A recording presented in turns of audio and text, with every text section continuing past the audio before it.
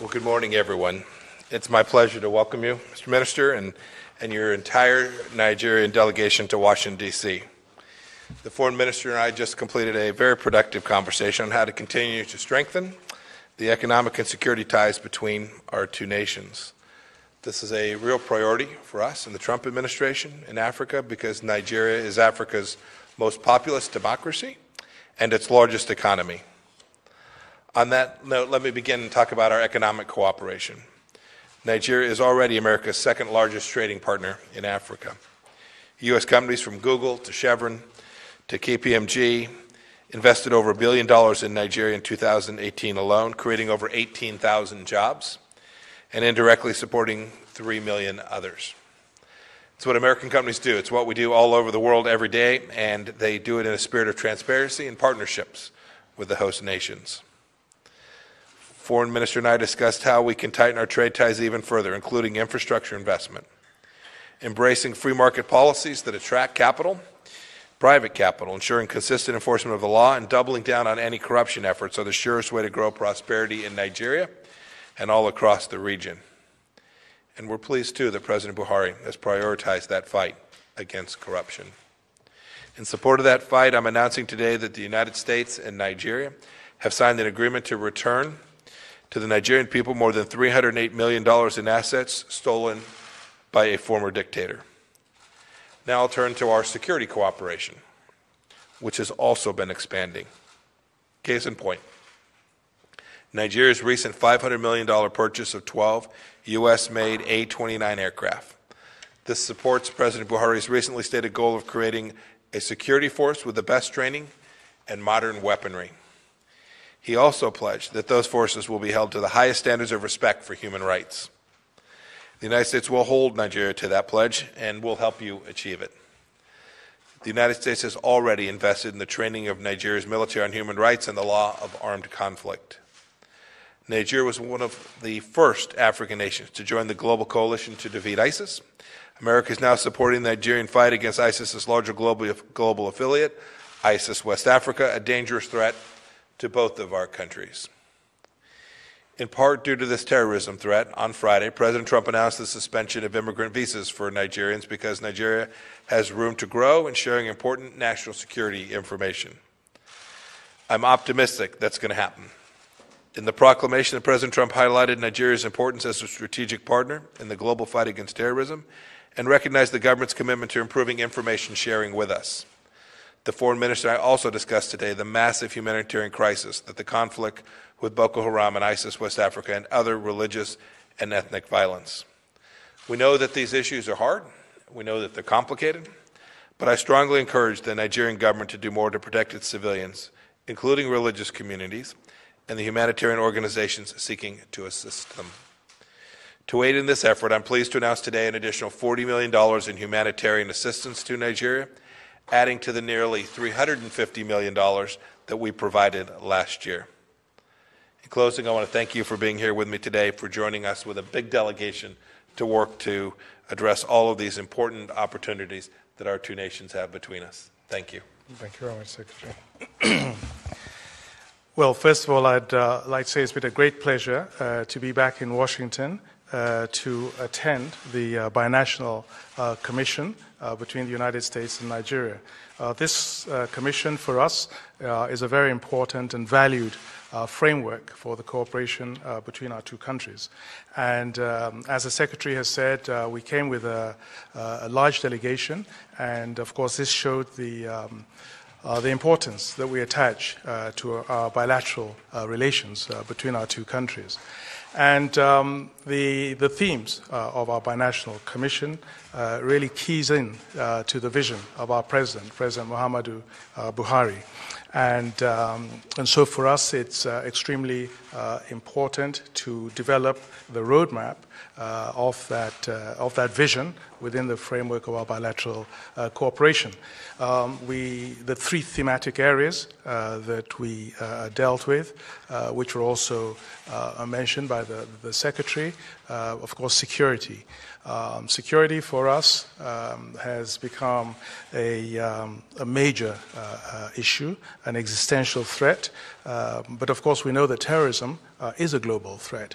And we appreciate and value very much the cooperation that we've received from the United States government. As the Secretary mentioned, there's some fighter planes, the A-29 Super Tucanos, that we hope to be able to procure to help us in this fight. But there are other areas, sharing of intelligence, with our partners that the United States has been supporting us in, and we appreciate very much that support.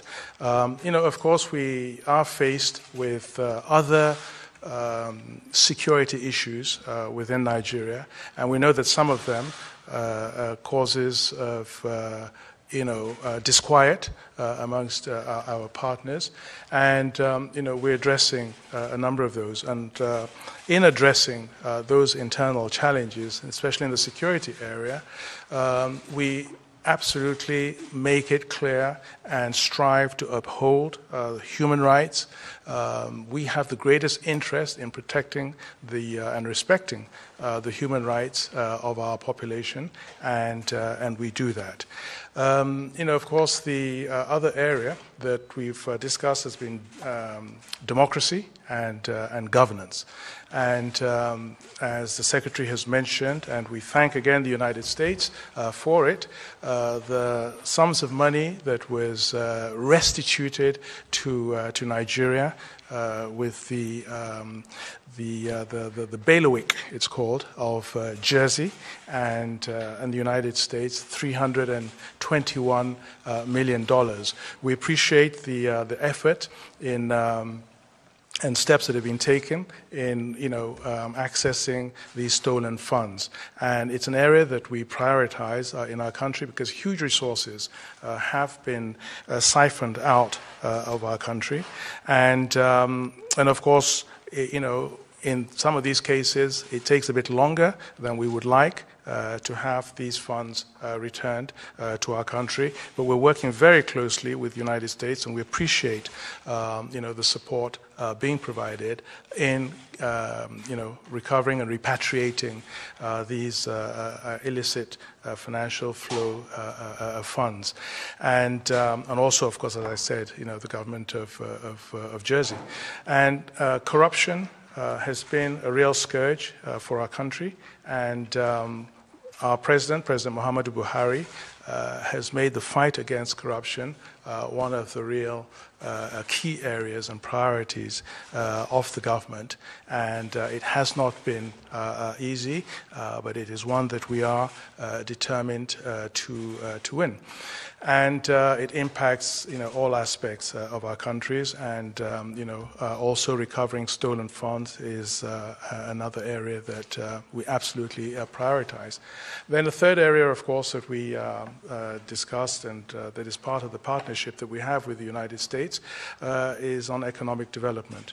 We went through a recession in our country, and we have had what we would call a mono-economy, where we've essentially depended on one commodity, petroleum oil. And, as our president would say, once the price of oil came crashing, our economy went crashing with it. So diversification of our economy has been something that our president has prioritized, and in particular, agriculture. And we're trying to promote foreign direct investment, much greater investments in our countries. During the Binational Commission, we looked at some of the statistics of the trade between the United States and Nigeria. And for two big countries, it really is just too low. And we honestly believe that there's just so much more we can and we should be doing together. Of course, there have been, maybe some disincentives in the past. We have power challenges in our country, infrastructure, and of course, as I mentioned, governance has also been an issue.